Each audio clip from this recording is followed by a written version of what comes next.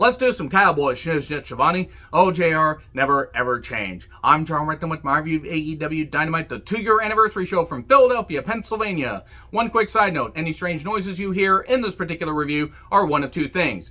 Me attempting to add jokes and snark to any wrestling analysis that I have as just a crazy wrestling fan, and much more likely, the 120-foot tree that's being removed from my neighbor's yard as I speak. Not even the DK crew, but the tree removal crew. Man, DK64 was a really strange game. What's your favorite N64 game? Let me know in the comments, please. The N64 controller, did you like it? My hands cramped every goddamn time I tried to hold it. It was really goddamn strange. Enough about old video games. Let's talk about this show that had some pretty good moments, and including a really great pop for a return that we all wanted to see, and my god, it was everything we could have asked for. There were also some moments that were really goddamn messy. In Philadelphia, of all places, my god, it's like ECW never went out of business. And I look forward to getting a bunch of snark from the ECW fans in the comments. But I want to say, it was really, really nice to see the spirit of ECW living on and the checks actually clearing this time. Moving on from that, Slam, all 8 guys are in the goddamn ring for the 8-man opening tag. They couldn't have even had, oh, I don't know, like, the themes of Bryan Danielson and Jurassic Express, Tarzan Boy and everything, because I can't get the wave down because I'm white and have no rhythm. I am not part of the Rhythm Nation. Janet Jackson is very disappointed in me, assuming she even knows that I exist. I doubt it. So, I don't know what the Bucks were wearing on their goddamn heads. And we have Bryan Danielson, Christian Cage, Jurassic Express, easy for me to say, and Marco Stunt at ringside. Can I ask one question? Why is Marco Stunt there? Genuine question. Why is Marco Stunt there?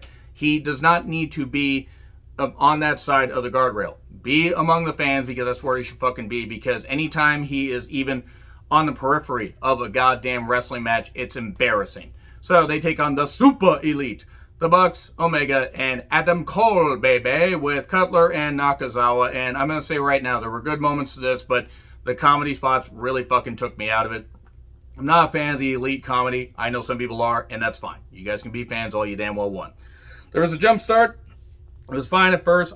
I did wonder one thing, though. Did anybody notice that the ring was so quiet? Was that just my TV? Because the ring sounded really quiet. Like, it wasn't very loud when people hit it. It was like, was it a different ring? Was it just mic'd differently? I'm genuinely wondering. Was it just me that heard that? The Kenny No Balls chants, that was kind of funny. Jungle Boy did do a tightrope walk. That was really nice. Bryan comes into a pop.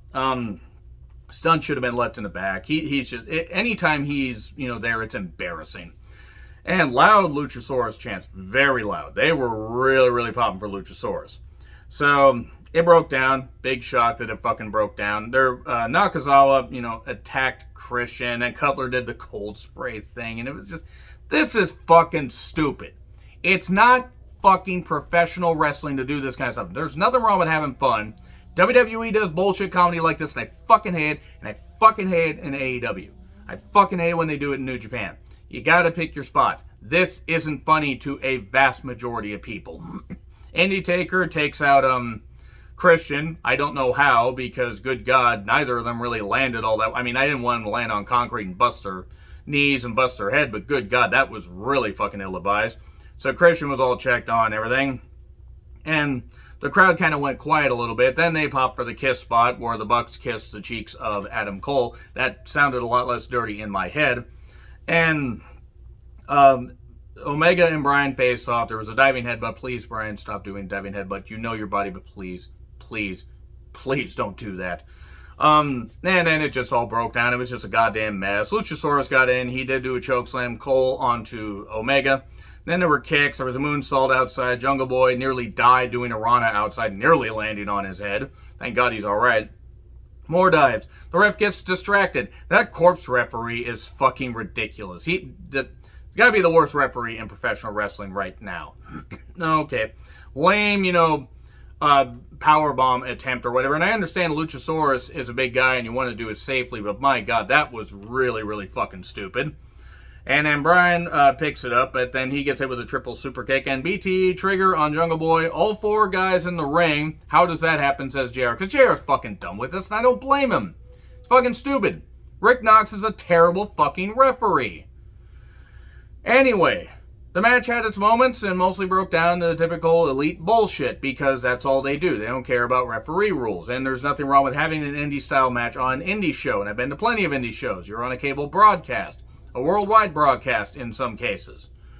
So then they do the card rundown. Moxley is out of patience. He says, I don't know what's going on anymore. I have a 3-month-old at home and she's insane.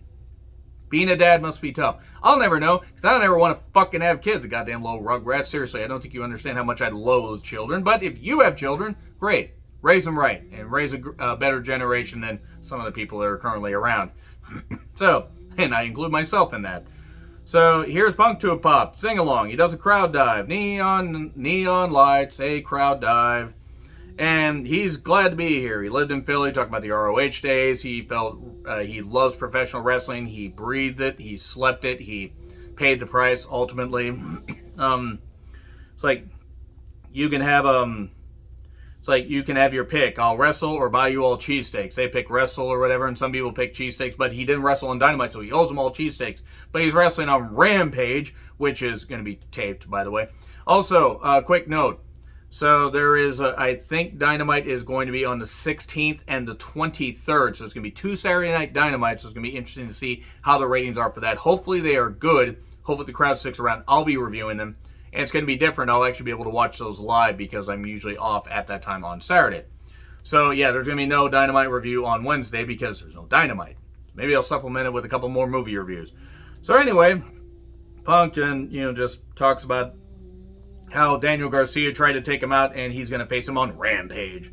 So, good promo. Then he gives the shoes to a kid dressed up like Orange Cassidy. That was nice. Was it a plant? Probably. But you know what? Maybe it made the kid's day. So anyway, me, of all people, just what I said about children or whatever, he made the kid's day. Good for him. Recaps of the whole Arn Cody thing. Arn on Busted Open Radio. They had to get some other old-timer there after they got rid of Tommy Dreamer because Tommy Dreamer decided to defend the behavior of people that probably shouldn't have been defended. So anyway, and then he apologized in a really lame way. We cut to Arn outside Cody's house burning shit in a barrel. And Cody, in a very staged way, is like, Arn, what are you doing? How did you not notice that an old man was yelling at a goddamn, burning barrel? Seriously, Cody, what the fuck? He said, of course, Arn did. Arn has just become the crazy old man. It's just yelling at clouds and stuff like that. And I don't understand it. He says, why don't you put a star on your face? You'll feel better.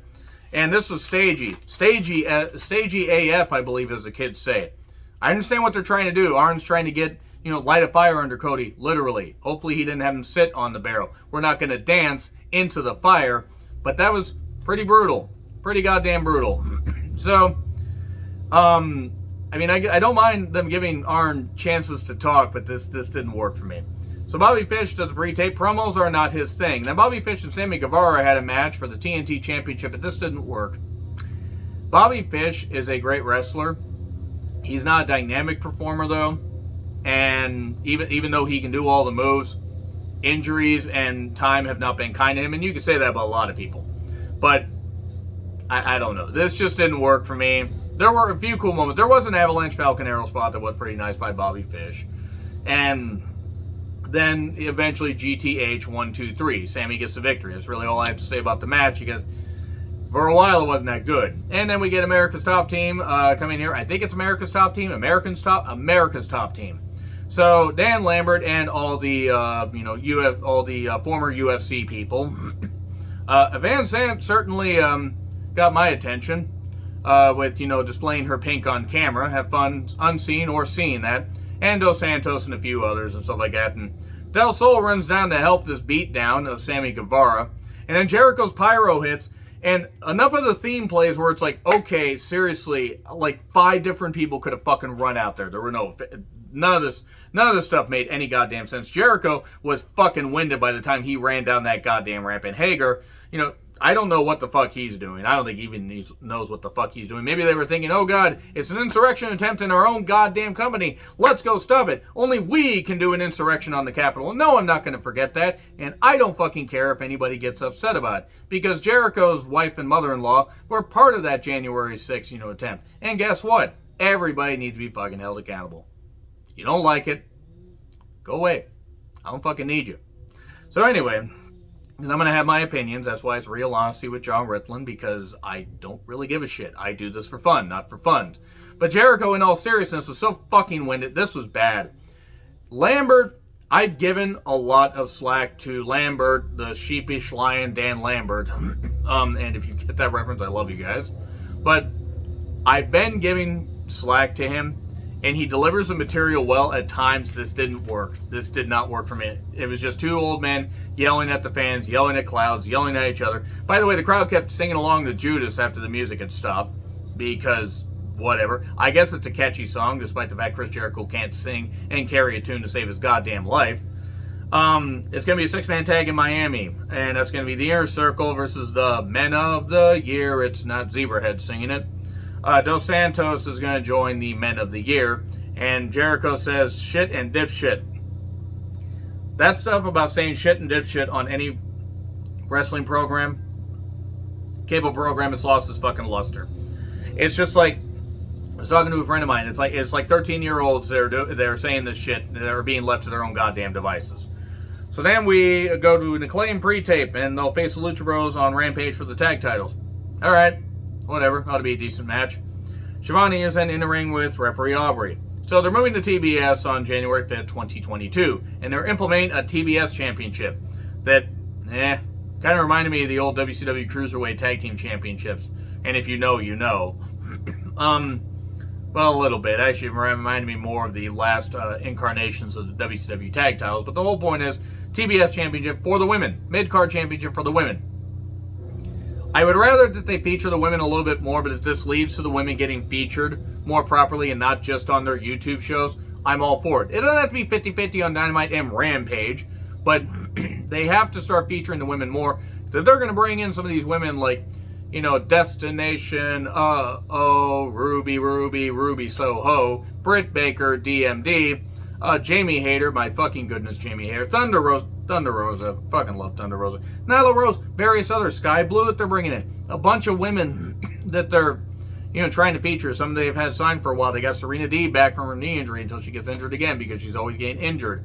Probably maybe, needs to make better choices, especially with the people she dates. But moving on from that, I'll cover that match here in a little bit. You have enough women where they can feature them a little bit more. It doesn't have to be 50-50, 60-40, 65-35, but if you're not going to feature the women properly on your main broadcast, adding another championship isn't going to solve anything. It's going to be like WWE adding more championships, like the NXT Women's Tag Team Championships. So anyway, it was cool though. Always great to see Aubrey. Aubrey just has that great referee face. Has that prestige, has that poise in the ring, and I love Aubrey. Homestay woman, great talent, super nice person. You ever get a chance to meet Aubrey, she's awesome. This is cool though, and I hope it leads to bigger things for the women. And then sit down with JR, talking to Darby, and Darby has questions for Darby. Why has he put paint on his face? Talking about his uncle's wreck and stuff like that, and he says, he cheated death that day, and he did. And that's why he says that MJF's not going to break him mentally and physically and stuff like that. And I get what they're trying to do. I hope that this leads to a little bit more fire being lit under Darby. And yeah, there's some stuff out there about him. But let's just say, as far as the feud, I think Darby versus MJF could be pretty goddamn good. Darby with Sting versus Camarado with Solo and QT. Darby dives off instantly, taking out everybody, because that's the smart thing to do. Put your body at risk, but also take out your opponents.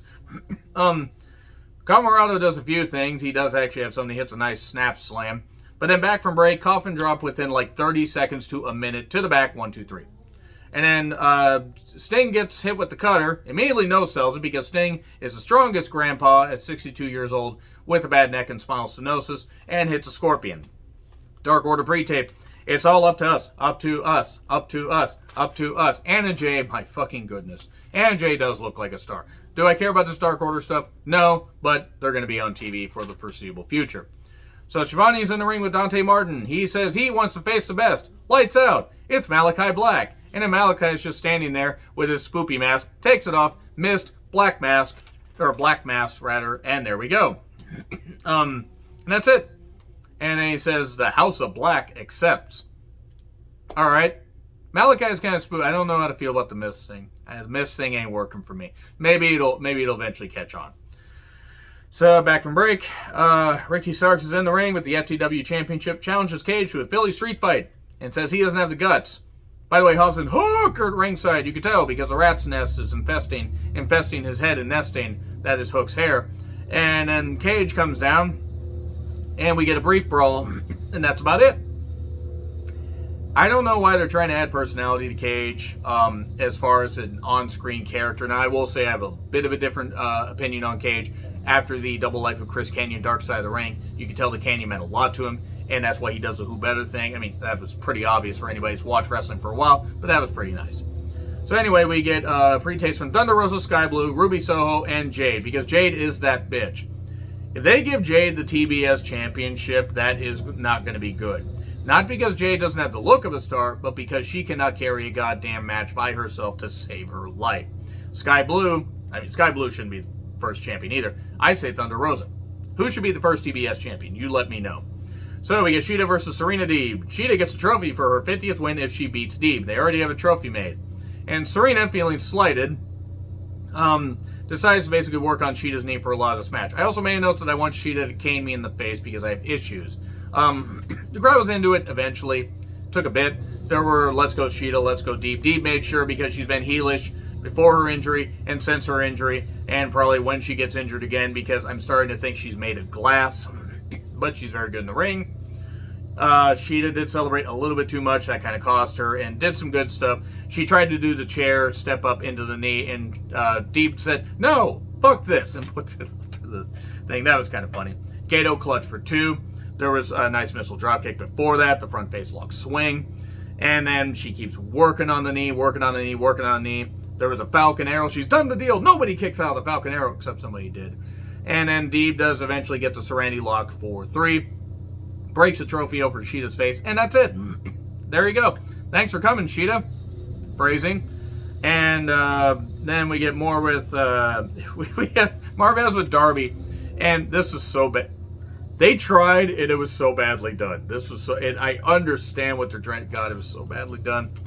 Darby sees a limo and takes off his jacket, and he's ready to go and everything, and then a masked guy attacks him. It's clearly Sean Spears. And then the camera gets taken, and then there's a bunch of masked guys that attack Darby. God darn it, into the stop sign, JR says, because they hit him into a stop sign that was among a bunch of barricades.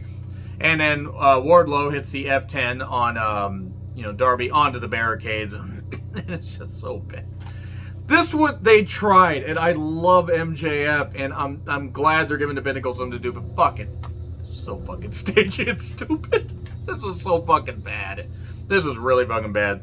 Where was Sting, by the way? Did Sting take a nap, or was Sting like, well, my check cleared, I'm done, I'm going home? So Rampage, Punk versus Garcia, Sky Blue versus Jade, Starks versus Cage, Philly Street Fight, Lucha Bros versus Acclaim, tag titles. And, reminder, once again, Dynamite is going to be on the 16th on a Saturday, which actually will give people some time to, get ready and everything and prepare for Saturday Night Dynamite. So, Leo Rush pre-tape. He wants to help Dante Martin with Malachi. I don't know what this Leo character is for. I don't really know what Leo Rush is for, in all honesty. Leo Rush could actually be a great manager. He's good in the ring, but the guy's retired and unretired so many goddamn times, like Terry Funk and so many others. It's fucking ridiculous. Hey, the man needs to do what he wants to do. If he is if he's in the right headspace and can do this kind of shit, I hope that Leo Rush can contribute well to AEW. I'm not optimistic because I don't know. I think he should be a manager. That's just my take. Shivani is with Britt, Rebel, and Jamie, and those pants cannot hide that, is all I said about Jamie. Jamie has a great striking look. She really fucking does, and I hope they feature Jamie properly because she can work. I would have called it the Cartoon Network Championship, Britt said, and talked about like how you can all fight among yourselves while I'm on top. Britt being a top. I'm sure Adam Cole, baby, loves that. And then we go to, that was a nice pre-tape though. There's a giant poker chip up there that they have to get. Not the giant Nuva ring that they had to get before. So Orange Cassidy comes out to a pop with the 76ers mascot, I assume. I don't really watch basketball much anymore. Why is there a bear as their, mascot? I don't get it. Pac comes out to a Pac. Anyway, Epoxy, no. This is the casino ladder match. It's Orange Cassidy versus Pac versus Andrade versus Matt Hardy versus Archer versus Mox versus the Joker. Casino ladder match, #1 contenders match. Okay, so there's tables and ladders all outside the ring. Let's just have this. Let's not have a gauntlet match. Let's have this. Okay. I mean, I sort of got why, because all these guys are kind of feuding with each other, but it was just ridiculous. It was good to see Pack back. Anyway, he should use the turbo backpack. That would be funny, except Robbie Eagles might have questions. Orange Cassidy did the usual stuff, but did fire up a little bit more. Andrade came out to #3. Andrade may be the most underwhelming signing that AEW's had as far as big free agents. Not that Andrade isn't talented, but seriously. And he did do a sunset flip off the ladder. Matt Hardy comes out at 4. He is washed. He cannot go anymore. Archer comes out during the break and takes out everybody. Just literally everybody. He takes out the cameraman, takes out half the crowd and everything. Everybody's just lying around dead because everybody dies. Actually, he just takes out a few people. And then Moxley comes out at #6, comes through the crowd. Archer meets him. You have to climb a ladder to get the goddamn poker chip. Why are you going out to fight this guy? Whatever. Proves they didn't care about the goddamn thing, even though they tried to win a little bit later. It just makes no sense as far as logic. It's like, let's go out here and fight among the crowd, but we're not Mr. Fantastic, so we can't reach up and get the goddamn poker chip, but whatever. Anyway, Archer, then they just do that. They just do all that bullshit. Shivani mentions that Darby is not medically cleared to compete next week, so push it off until the pay-per-view. You have a month. You have a goddamn month until the pay-per-view. Well, roughly. I think it's like 5 weeks from today. But still, you have a month. Push it to the pay-per-view. That's all you gotta do. You don't have to hotshot everything on TV. And sometimes they've shown a little bit of restraint. And I love people showing restraint. I love restraints in general. Moving on. Cassidy tries to win, but that doesn't work. Mox and Archer go at it. The Joker, and Paige comes out to a massive pop. Good Lord, I thought the arena came off the goddamn place. That was fucking massive. Are you ready? Let's do some Cowboy shit, Shivani, because god damn it, JR. God fucking damn. It's not like when he said, join us next time on WWE Dynamite. Loud, very loud Cowboy shit chants. Very loud. They were very happy. I'm happy to see Paige back. They got to pull the trigger full gear. They don't pull the trigger full gear, it's all over. Because that's about the point where the fans are going to say, okay, fuck this. It's going to be like WCW. It's going to be like Starrcade 97. Anyway, massive. He clears everybody. Clears everybody except Pac. Throws a chair at the back of his head. That's smart to do. The crowd just quiet down a little bit because they're like, oh. And then Andrade falls off the top through a ladder on the floor. Deadeye off the ladder to Pac through the table. And then Paradigm Shift to Paige. And then Matt leg drops Orange Cassidy through a ladder. This was a mess, but the crowd was happy to see Paige back.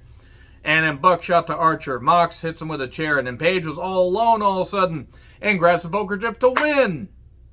And massive pop. Good shit. Good stuff.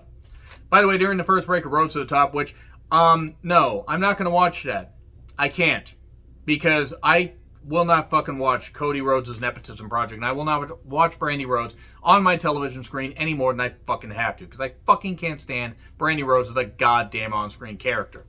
So anyway, Shivani interviews Paige. There's a time, this is not the time to think, this is the time to drink. I used up all my PTO, so I figured I should come back. What will he do? What will they make him do? And he's going to have to talk to the Dark Order for help. Okay. Talk to some people, make amends, and maybe say the words to some people that I should have a while ago. All right, good for what it was. Loud pop for Paige. There were some good things. It was a bit messy, though. Let me know your thoughts in the comments. Like, share, subscribe, Twitter handle in the description. I'm John Ritlin. I'll see you soon.